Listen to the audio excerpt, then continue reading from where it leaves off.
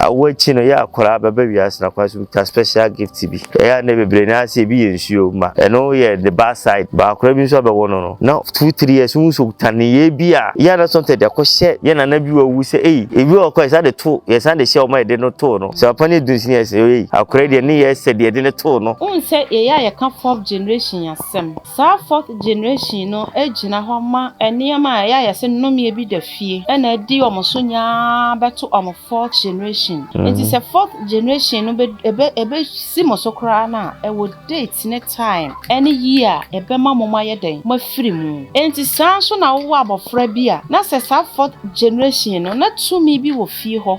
E bia na wo nana bi. E na wo akom tumi a no wo de kom a. It is believed e wo nipa mu se reincarnation wo ho. Se reincarnation wo ho de ase sa akom tumi ni wo fie ho na ye nana bi kom de a. Se ne obi be fie ho na ya wo no na akom ye ne fe no start kom na mpanso na kom ye kroje na kire se me ya ka kire se ye de akom tumi etimi wo bi.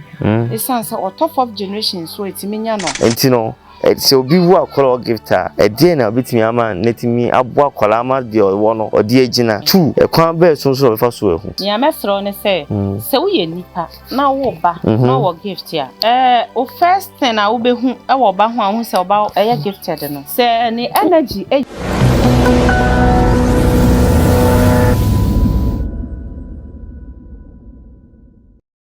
Yo one day tia hwefo na etie for one day ti mo so mfa jabo ache masate na konwa mu se de monim dada no maboa ma ya ade ya me nkoso nhira mo se matimi aso one day TV mu abedru pempenso ya me nhira na mo nkoso nyene sa mo nkoso subscribe my mo follow na mo share na bibi so kire ma adwen so ase na ma monim no na mde atoso na ese yafa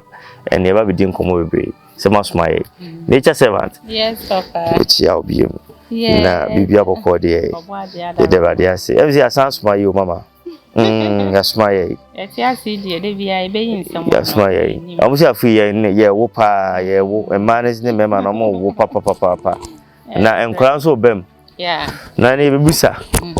awachi no ya akwara baba wiase na kwaso ta special gift bi ya na bebre na ase bi yensuo ma eno ye the bad side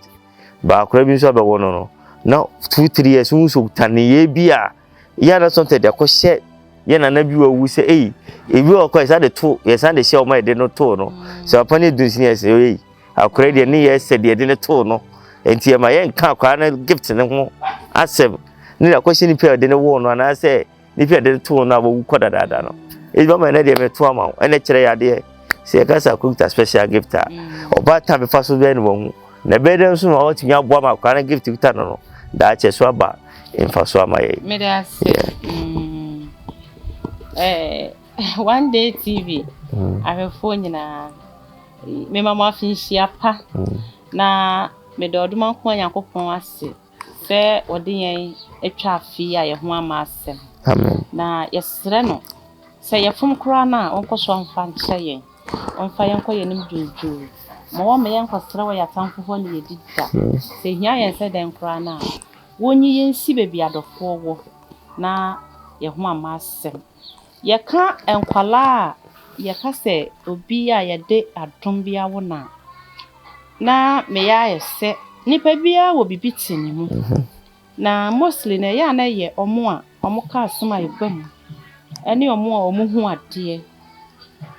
omo na ya ye tai ka omo asem pa na ye refi beyi etumi ene akom tumi okay eno so ye gift okay beyi no ye gift ye de wo weda akom ne so no ye de wo wow mama ene kire ya de ne yo me da se unse ye ya ye ka fourth generation yasem sa fourth generation no ejina ho ma eniema ya ye se nomie bi da fie ena di omoso nya beto omo fourth generation enti se fourth generation no ebe si mosokra na e wo date ne time any year ebe ma moma ye den ma firi mu enti san so na wo abofra bi a na se sa fourth generation no na tumi bi wo fie ho e bia na wo nana bi ena na wo akom tumi a no wo de kom a. It is believed e wo nipa mu se reincarnation wo ho se reincarnation wo ho de ase sa to me no akom to me ni wo fie ho na ye nana bi kom de a se ne obi be fie ho na ya wo no na akom ye ne fe no start kom na mpanso na kom ye kroje na kire se me ya ka kire se maka kire na me sense su biom se ya de akom to me etimi wo obi esan se top of generation so etimi nya no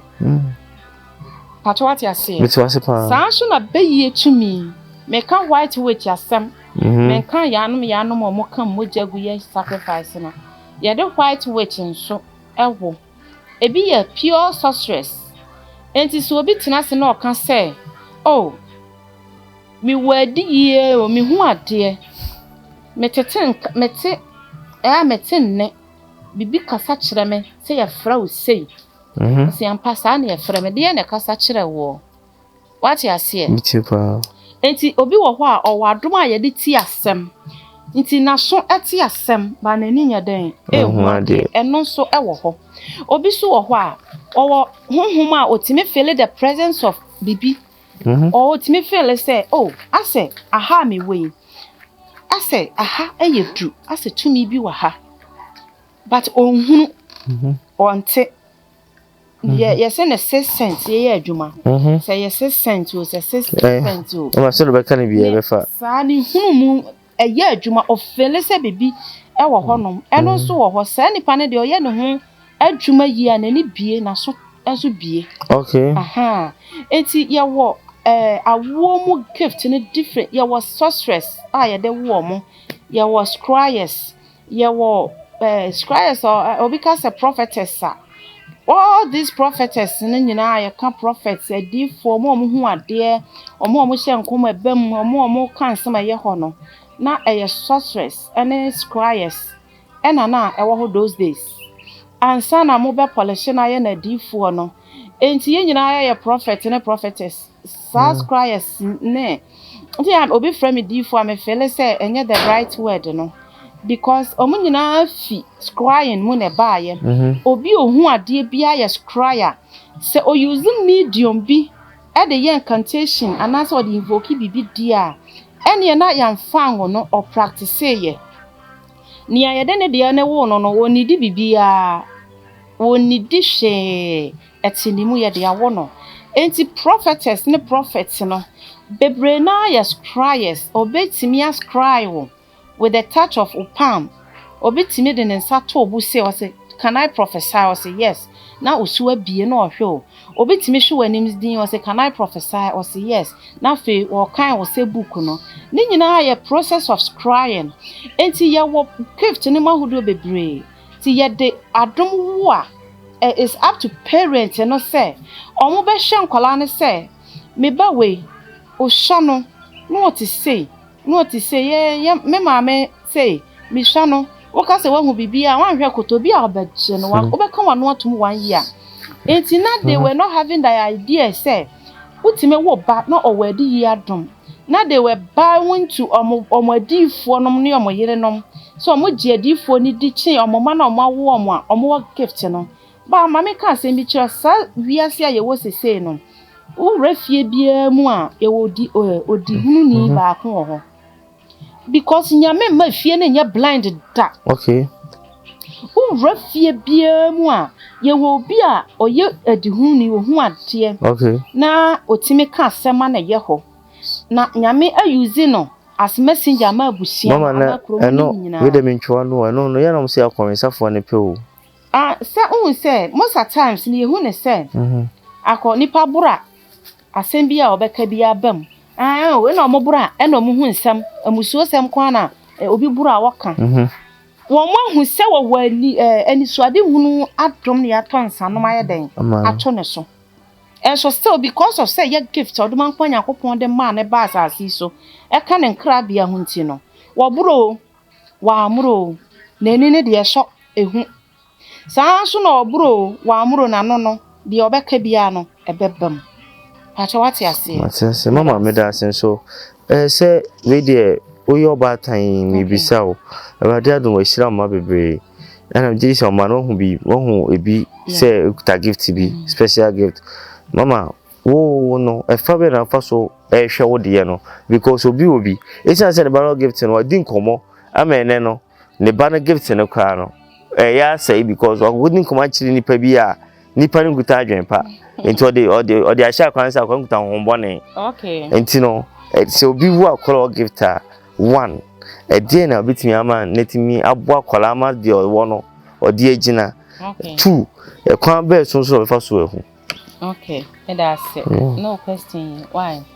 ya mesro ne say se wo ye nipa na wo ba na wo gift ya o first thing na wo be hu e wo ba hu a hu se wo ba ye gift no ye gifted no se ni energy e ye nsuo to me a constantly no ohu no e wo nsuo ho aha okran frama ya na eye boko obia ne sene a ohu ne ba enti bebia wo tan hu akwala no awa ne mofrase odi agroko ho no sa daye mu se de wusi hu no wa wudaye ne mu no na wo bo ho mpaye ti se oba ye gifted a odi hu nkomo kire obia se nyame na de ma na e ba asase so a obia ntime nse na age ono na betimi ase ne ho okay ene na brabo se meti he ya me discover me hu fiti me mofrase na me hu se de misu ne me ban sitie ene ma me nim se ene honhom madwuma mo abira na me nko ho okay ade bia eye honhom asem no e wona chiwade ene wona kade enti dia empe no menye obi so wo ho a wahu so yodifo ya ka kire ne se nani hu ade owo gift owo ani so ade hu na dom obi wa ka kire se owo nkom sha dom nanso wonfa ne tekire manka ne amapa wotena faudifo tena abia wodi nkonkonsa atorosam eniama ense se ka ne kra no de ka ne kra sa nipa no adom ne mfiri ne so na mmom ebre na se okay what you see because nyame de cheo ena de bi ode che nipa bia wonyi mfiri ne nsam esan se ehwo kuntabuo wo honti enti na mbre bi me kan se so dum anko yankopon ba se de nipa ka de bebre yi dia eni akonfo be ko heaven na asore mpanimfo ono ko aka so be sen yuma se fra sorry yo enti se ko ba sa de a eni na me ka kire se wo ba na hu se oba na ye exceptional na hu ne na kwan obo wa se me batime bom paye mame na aniema sisi me ba wo ho a me ko ba bi o se papa enko mame enko o se me hu se sakwala no ye de ne tena sesram paye ma no parent no de bia mo de ne se mo bebo odi man paye de ama sa aba no se won meka na dom ono ankasa emeka na dom anhye obo obebu sa se adom na o meka anhye ne se medin kan se won kom sha adoma na wahwe wo kasa unamfufa ne awudie dia wo de wo tekirema sa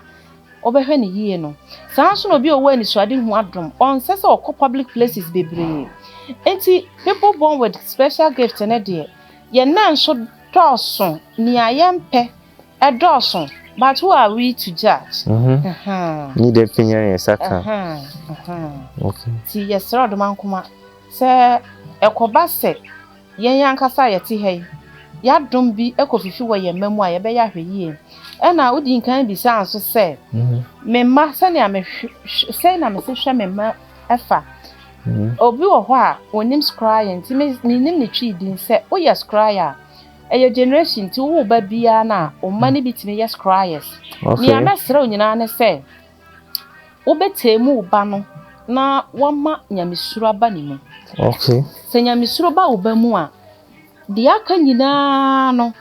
eye nkakran okay se nipa bia nyamisuro ewo ni mu no osuro bone okay aha na bone nso ene bre ne amapa ase ti eno na me de hye me ma me mom suro nyame cause de ade anya wo de nkofa asama ye mfra wo ho kodi adanse ne ohun ye mfo ano nkoka sa ne ma we na ose etete ye ma se o maame ne obi nya asem anya na ne nipa na nya asem ohu pani ya na de ne nidi ama no sa ne ama no e na me de tete me ma we die nature servant nkomo do wa chese ne fatete ne ma na ba fia so ase ne nkwa ne tie no enye ono bimpo ne be ka kire wo enti me sire wo mo so subscribe my one day tv ahwefo mo share na mo like e bia na sem bi se bi o na nka be se jabo ache bibisa mama ntimi eno nche nke echi mama number ni twagu betin afre no se mu ye odin so akọ comment section na betin dey ato da chi bia no ye be sen de ho nkomo mama nyame nhyira wo nyame nhyira wo